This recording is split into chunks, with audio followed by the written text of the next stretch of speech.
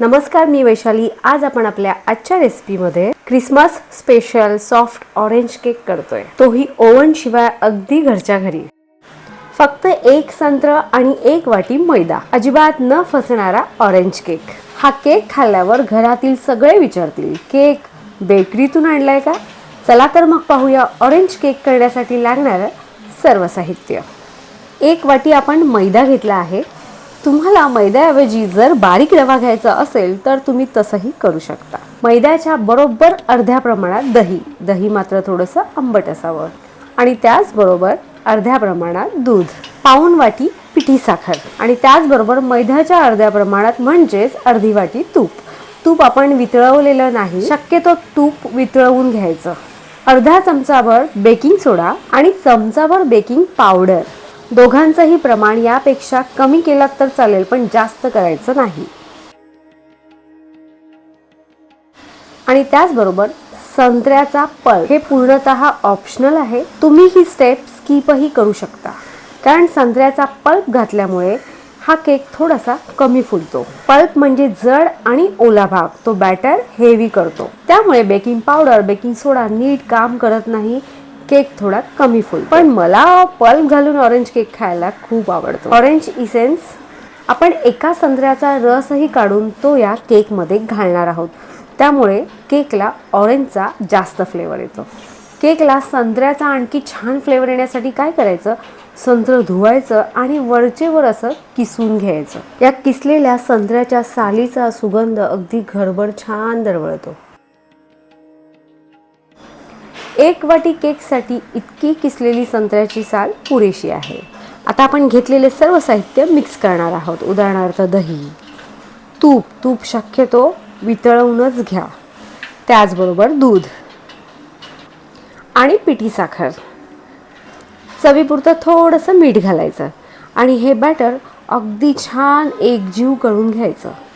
जितकं छान फेटता येईल तितकं छान फेटून घ्यायचं।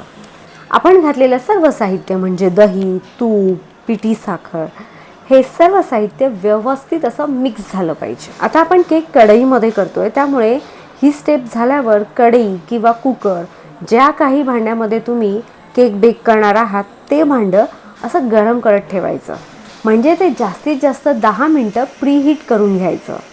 आता केक करण्यासाठी आपल्याला संत्र्याचा रस पाहिजे, त्यासाठी एका संत्र्याचा रस पुरेसा आहे।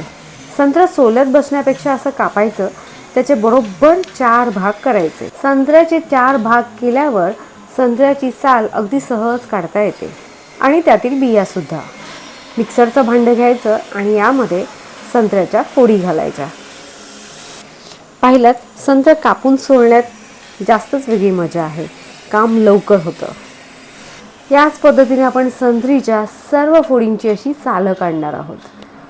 एक वाटी मैद्यासाठी एका संत्र्याचा रस पुरेसा आहे। आता या संत्र्याच्या फोडी मिक्सरला फिरवून घ्यायच्या।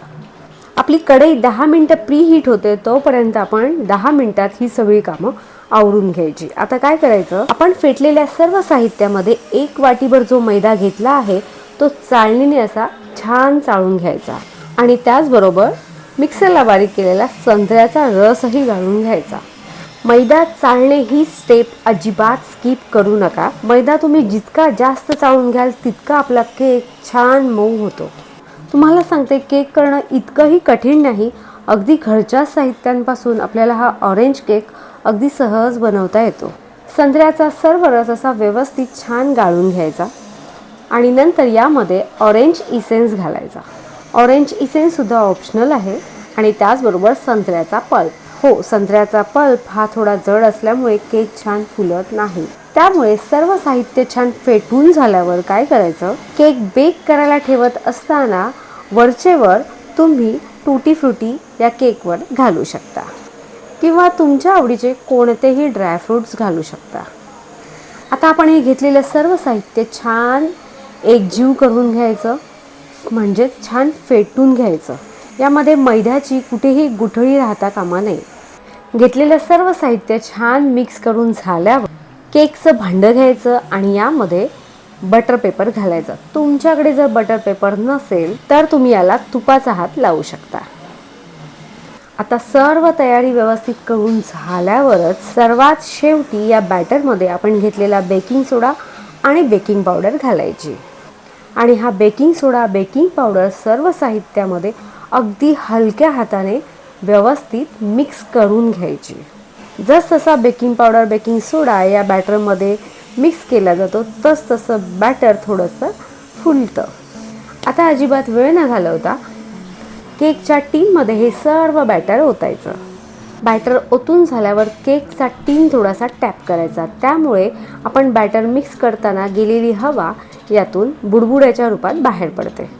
प्रॉपर 10 मिनटं कढई व्यवस्थित प्रीहीट करून झालीच पाहिजे. त्यामुळे केक आपला छान बेक होतो. आता यावर झाकण ठेवायचं आणि जास्तीत जास्त 40 ते 45 मिनटं गॅसची फ्लेम मीडियम करून हा केक छान बेक करून घ्यायचा.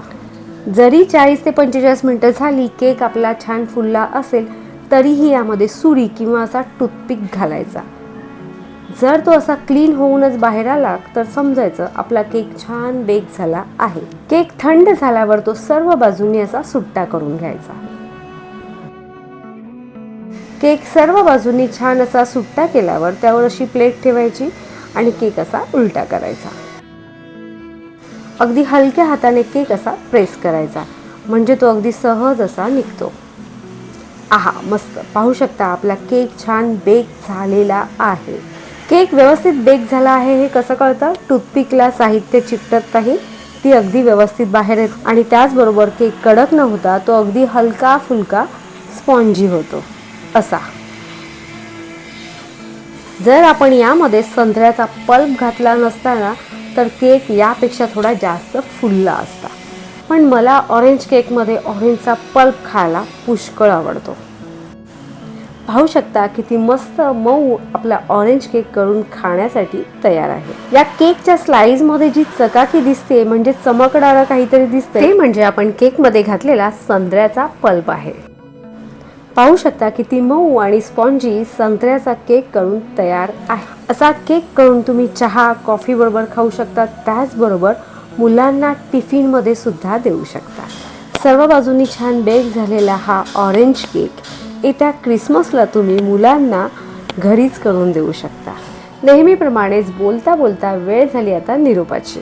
तुम्हाला जर आपली आजची रेसिपी आवडली असेल तर आपल्या रेसिपीला लाईक करा, जास्तीत जास्त शेअर करा, नवीन असाल तर सबस्क्राईब करा, बरं बेलचं बटनही नक्की दाबा. येणाऱ्या प्रत्येक नवीन रेसिपीला हाईप करा.